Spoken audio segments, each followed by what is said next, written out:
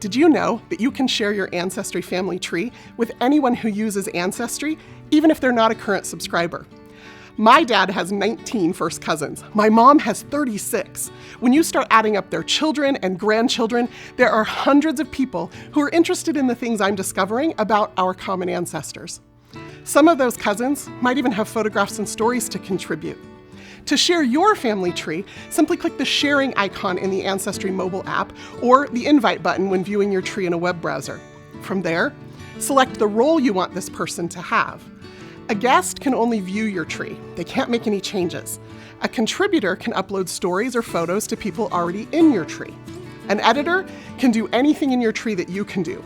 You'll want to be selective with who you give this level of permission to. But it can be a wonderful way to collaborate with close family members in exploring your family history. And that's Genealogy in a Minute.